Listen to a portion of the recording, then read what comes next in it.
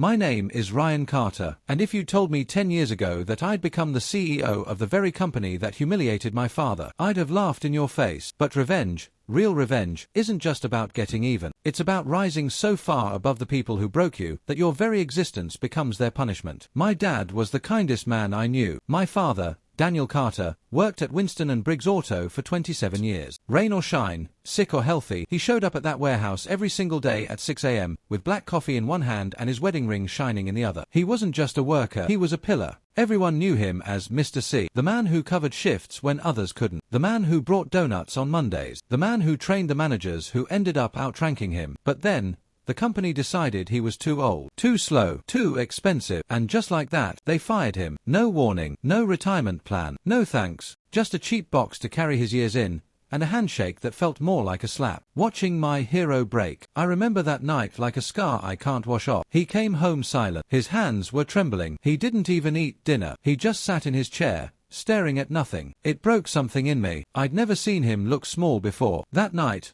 I promised myself, they took my father's pride, I will take their throne. I built my life on fire. While they thought they ended him, they were actually fueling me. I worked 3 jobs while going to business school. I studied their company, every loophole, every failure, every vulnerability. I invested, saved, partnered, built, until I was ready. It took 6 years. 6 long, brutal years. And then, I made my move. I became their boss. Through a quiet buyout, some strategic silence, and a few well-placed investors, I acquired controlling shares in Winston & Briggs Auto. When I walked into that boardroom as the new CEO, the faces of those who fired my dad went pale. Mr. Briggs, the man who laid off my father without a second thought, looked like he'd seen a ghost. He stood up to shake my hand. I didn't shake it. Instead, I said, "You remember Daniel Carter? He was my father. You fired him like trash. Today, I'm here to clean house." I fired them, with dignity. I didn't yell. I didn't humiliate them in public. I just let them go, the way they did to my father. Cold. Quiet. Clean. But I added one thing they didn't give him. Severance. Because revenge doesn't always need to be loud. Sometimes, real power is walking away knowing you could destroy them, but chose grace instead. I rehired the forgotten.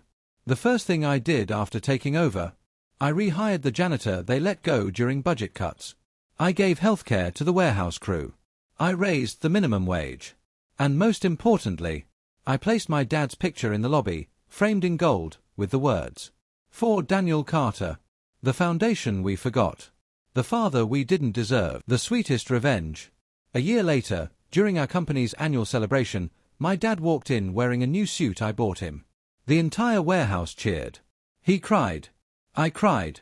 He looked at me and said, "You didn't just get revenge, son, you restored my name." And in that moment, I didn't feel like a CEO. I felt like a son who finally made things right.